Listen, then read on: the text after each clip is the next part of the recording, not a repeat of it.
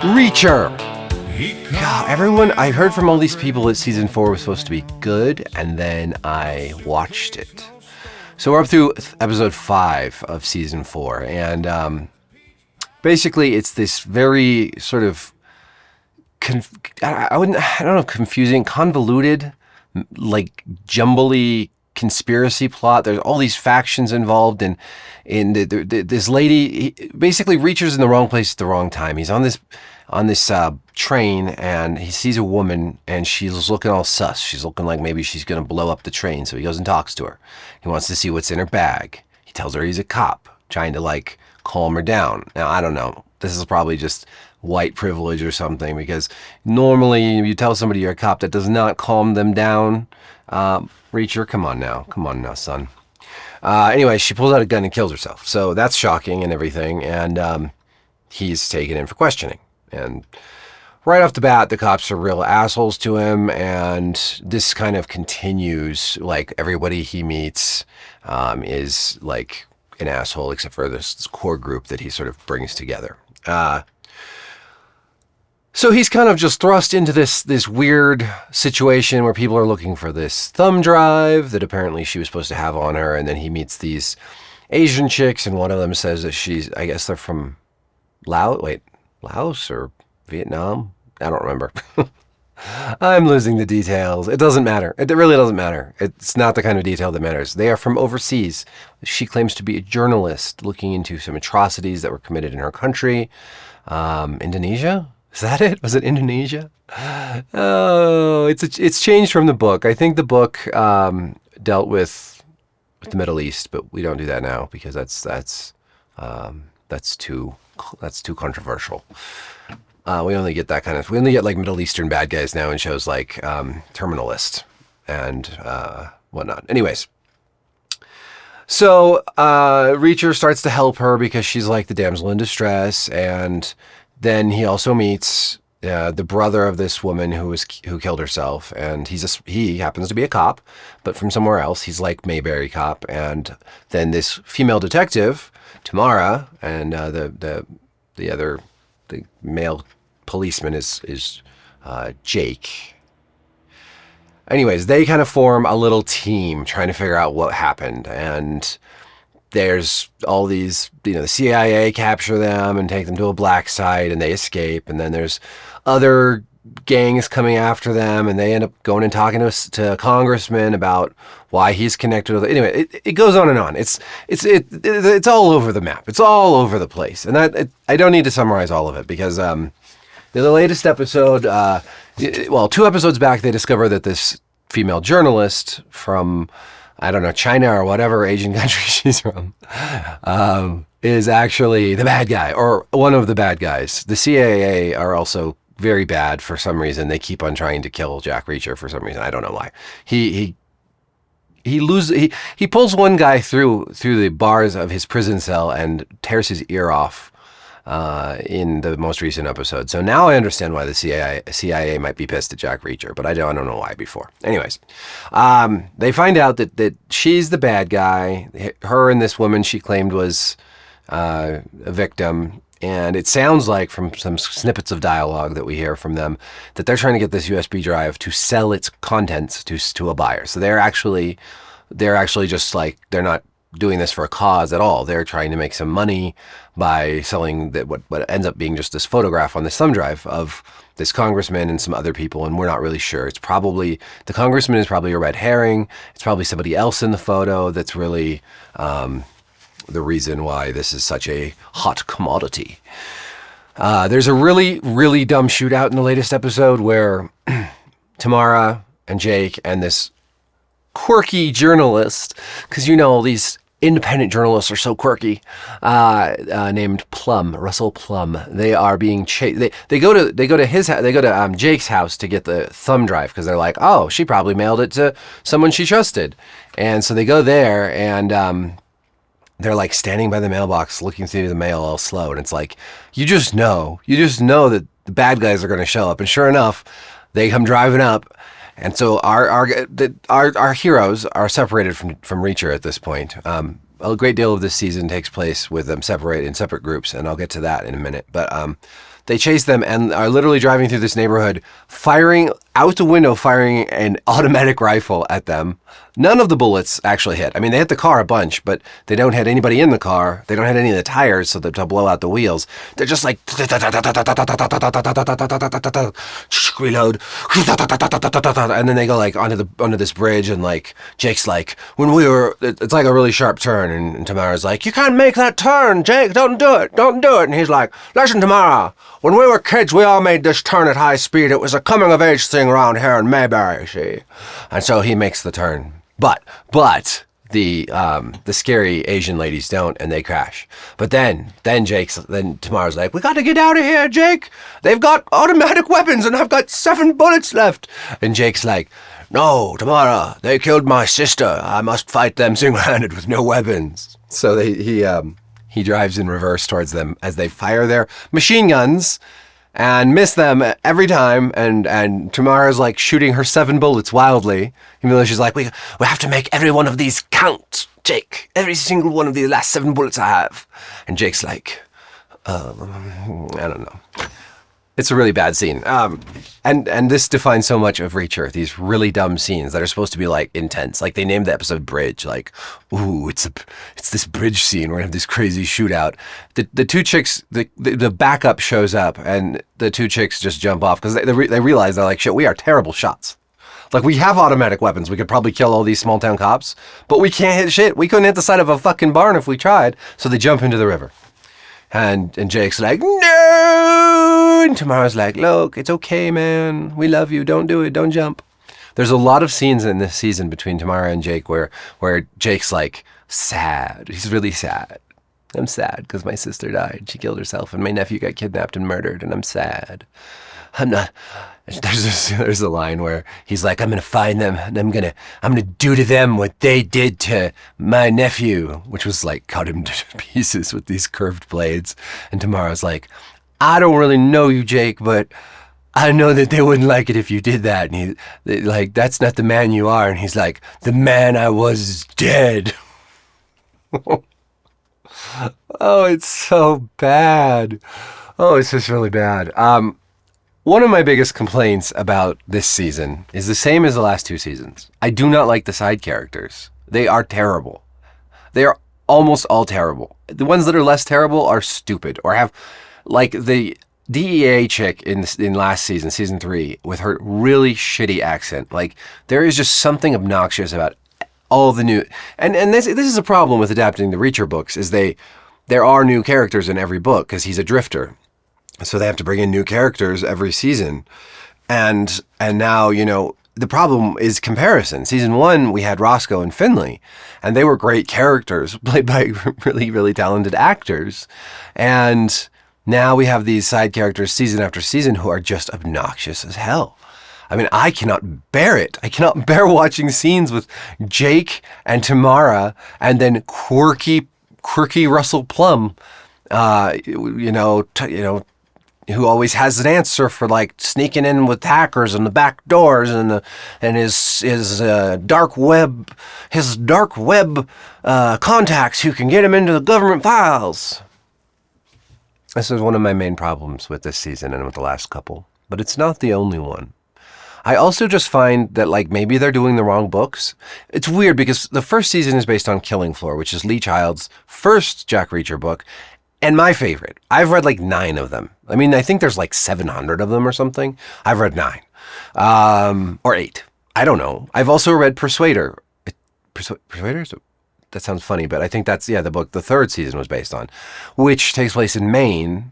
First one's Margrave, Georgia. Next one's in like a compound in Maine. Both of those are better books because they're more contained. The story is contained to a location, a small location that's kind of where when Jack Reacher arrives, he is a larger than life figure. And there's other Reacher books that have the same thing going on, where there is, like one of them takes place at this compound. It's not a compound. It's like a ranch house in Texas or something. But anyways, the point being, like, this one is like all over the place. Like we're in Philadelphia and we're going over here and there's government conspiracies and there's people from like Korea and there's like the CIA and it just goes, it's just way too much going on. It's way too much. It's too busy and it doesn't, even if it's based on and that's all the shit that happens in the book. I haven't read this book, but even if it's all the same, it's just not, it doesn't work on the screen, I guess, the same way that maybe it does in the book. I don't know. I don't like all the books, so I couldn't tell you. But if I were in charge of this show, I probably would have I don't know. I would have just picked all the books where Jack Reacher goes into a small town or similar small time setting of some sort, and that's the only ones I would do. Not like season 2 is another example of like he had this whole team of like other spec ops like people, his former army buddies, and they were all badasses and they could all fight. So that all the fighting scenes were like 7 people fighting 7 people, and like it just was goofy. It's how Arrow got after a while. If you ever watched Arrow on the CW, like the first season, it was just Arrow. Like the Green Arrow, he would kick everybody's ass solo for the most part, and it was about him. And so the fight scenes were choreographed around him and his archery and his cool parkour stuff. And then like by season 3 or 4, like every character in the show was a hero. And so all the fight scenes were like 50 people, and they were like blah blah blah blah blah, like just really terrible choreography. Kind of like the battle scenes in Vikings, they got so bad where it was just like, I'm going too far afield, but generally speaking, you should keep these things contained. You'll have better stories, you'll have more focused stories, and you'll be able to focus more on the character who matters most, which is Reacher. And see, this is the problem with this season, with all these seasons after season 1, we focus so much on these other characters, we don't get enough time with Reacher. But then there's another problem on top of that, and that is Reacher himself. Now, I like Alan Ritchson. I think he does a good job as Reacher, but something changed between season 1 and season 2. And I don't just mean his physique. He clearly juiced up. Like, you look at pictures of him in season 1 and he is strong as fuck. Like, he is a strong guy. But you look at season 2 on and he has bulked up so much that it looks uncomfortable. Like, his neck is too big. Like, he can't move. He's so tight. Like, when you see him run, I think he's a little better this season than he was in season 2. Like, season 2 maybe was his worst, but all 3 seasons, he's just, okay, and that's not even really the worst part. I went back and I watched the first episode of season 1 before I made this video. I want to watch the whole first season again because it's great. But, like, he's funny in season 1. You know, he gets arrested and taken into the Margrave police station, and they have him locked up, and they couldn't fit cuffs on him because his wrists were so big. He's got big old wrists, so they put zip ties. And then he's like, when they're going to let him out, he's like, you want to take off the zip ties? And they're like, yeah, go take them off. He's like, no, it's cool. And he just breaks the zip ties because he's so strong, right? And everyone's like, oh my God. And Roscoe's like, ooh, I'm going to get him into my bed right quick here, see? And but then he picks it up and he's like, you guys recycle? Like, he's funny in season 1. He's witty. He smiles. Like, I don't know why they decided that Reacher doesn't smile ever, because he's just like the most deadpan version of Reacher in the world. Like, basically from after season 1, it's just like a personality shift. Now, I guess that's just maybe a matter of like, I mean, obviously it's subjective opinion and all, but like season 1 Reacher he's a funny guy. His intelligence is on display very routinely, and it doesn't seem fake. He's a smart guy, and he likes to kind of show off, and he's kind of got a little bit of, got a little feistiness. He's a little sassy, when he's talking with Finley, he pretty much in that first episode, he Sherlock Holmes the shit out of him. He pegs him as a, someone who's quit smoking, someone who's divorced, someone from like Harvard or Ivy League, someone from a big city, not the South. Like he pretty much like runs a whole psychological profile on this detective, and he does it in a kind of joking way. And that's where he first uses the line like details matter, which they then take in season 2 and like drag through the mud. They do in season 2 of Reacher to that line, details matter, what True Detective Night Country does to so many quotes from the first season of True Detective. Like, you're asking the wrong fucking questions. I don't know how many times Jodie Foster said that in Night Country. It was like every episode. She's like, anytime anybody, they're like poor Pete was like, hey, anybody want some lunch? And she's like, you're asking the wrong fucking questions. Whew. Anyways, so Reacher himself, very, very bulked up to the point where he looks not like Reacher is described, because Reacher is described as kind of, he's tall, he's got the physique of like a fighter, long muscles, long limbs, quick, agile, and yes, very strong. But in the rest of the seasons, he looks like a bulked up like guy who just works out in the gym, which is something that Reacher in the books, like internal monologues about how he's not that kind of guy, and sort of mockingly, but his personality shifts. Now you could say, okay, maybe his personality in this subsequent seasons is more like the book Reacher. Maybe he was too much a funny guy. Maybe he smiled too much in the first season, but I liked it better. And honestly, maybe this is the kind of show that didn't need to be adapted like super faithfully. It just needed, like, once they found out what worked in the first season, they should have just stuck with that. I don't know. I could be wrong about that, but like, maybe it was a mistake to get rid of Roscoe and to get rid of Finley. Maybe they should have just made like a spin-off version of Reacher where like he's in the South and like still sees those characters and they're still his buddies, and we don't keep reinventing the cast every season. Because part of the problem is a lot of these actors they get are not that good. Or maybe they're just fine, but they're getting bad direction. Because it all just feels sort of cheap. Like, you go back and watch that first season, the cinematography feels so much like more artful. You have some very nice shots in the first season, and they really establish a sense of place there. And they had, the fight scenes are really, like when he first gets in a fight in the prison, that scene's fantastic. Like and he again, he's kind of funny when he's like warning these guys to leave before he kicks all their asses, and then he does it. In season 4, it's weird because he's gotten in fights with guys like half his size multiple times who come pretty close to actually kicking his ass. Like, he does not feel like a one-man army. And yeah, he gets out of all the situations he's in eventually, but it just doesn't feel like this like insanely tough badass dude from the first season. There are like 2 funny lines in the season so far, in season 4, when he takes the fry from one of the bodyguards of these chicks from Fiji or wherever they're from, and the guy looks at him funny and he's like, fries are communal. And again, it's very deadpan. He doesn't have expression anymore, but it's kind of funny. But like season 1 Reacher would have he would have smiled a bunch of times. I feel like I'm like one of those dudes who tells the chick like, you should smile more, you'd look prettier or whatever. But I mean, for real though, like you would, Jack or Alan, whatever. Like Alan Ritchson, Jack Reacher of season 1 has life in him. Alan Ritchson, Jack Reacher, from that point on, feels like a wooden slab without a personality, without any agility, without any wit. The only other funny line this season is after this big chase in the last episode, they're like hiding under a bridge, him and Tamara.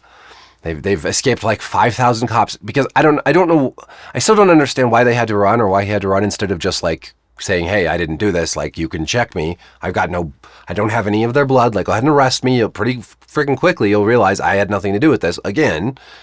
But he has to run and become the most wanted man and blah, blah, blah. And they showed on all the news channels, and everybody in Philadelphia apparently watches the news, which is the most unrealistic thing about the show so far, about this season so far, I should say. But like they're under the bridge, and she's like, they're going to go to where the lady who killed herself was supposed to meet the bad ladies.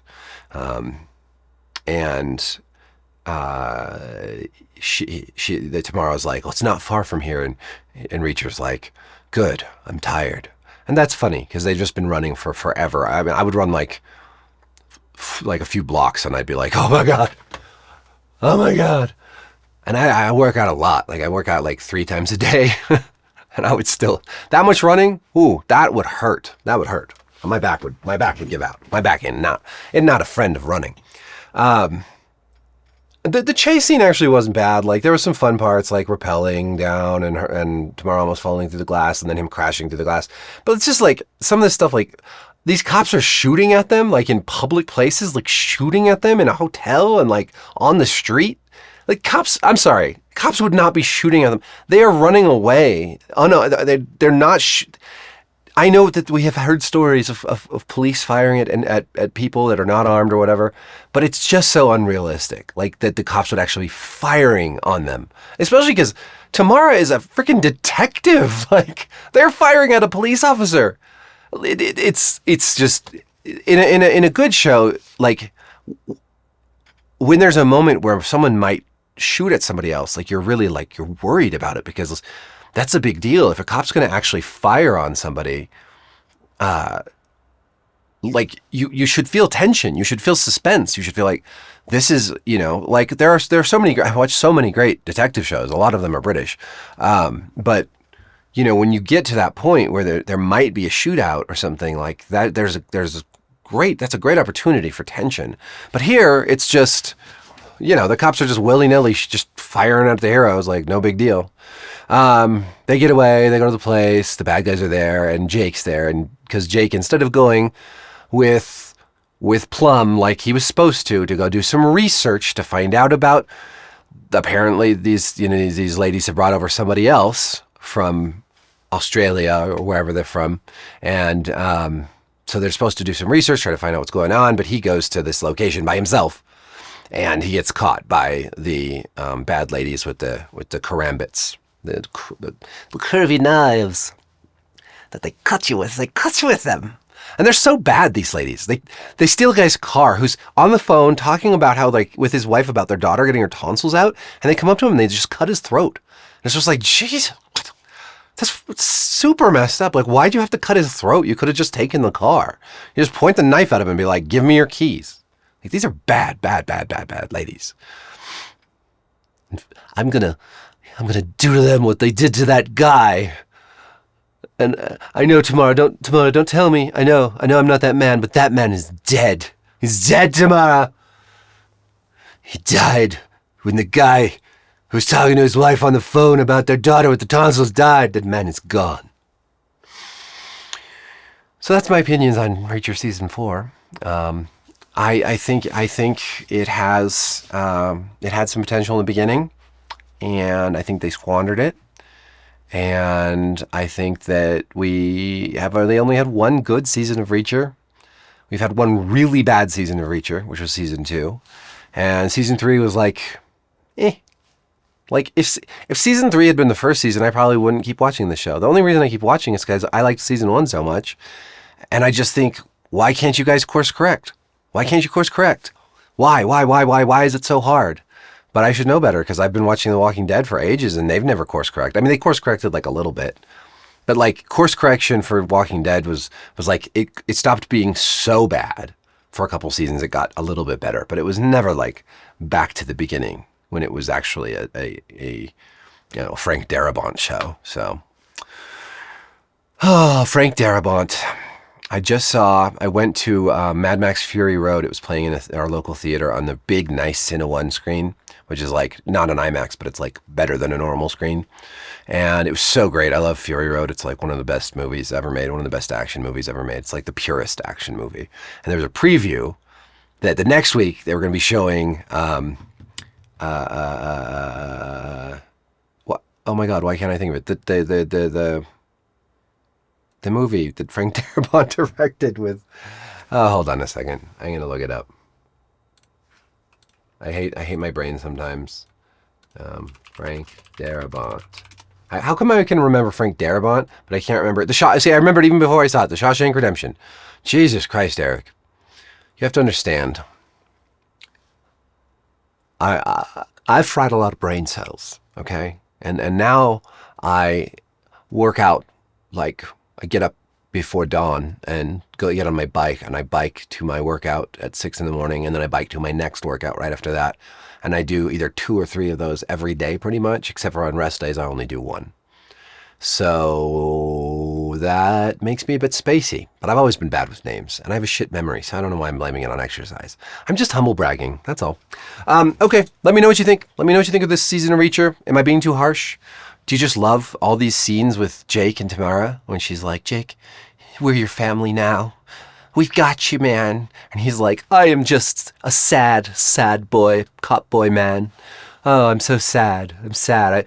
I talk about being sad, but barely show it through anything expressive. I've never cry or like actually behave like someone who's sad. I just talk about it with exposition. It's expositionally sad. All right, peace.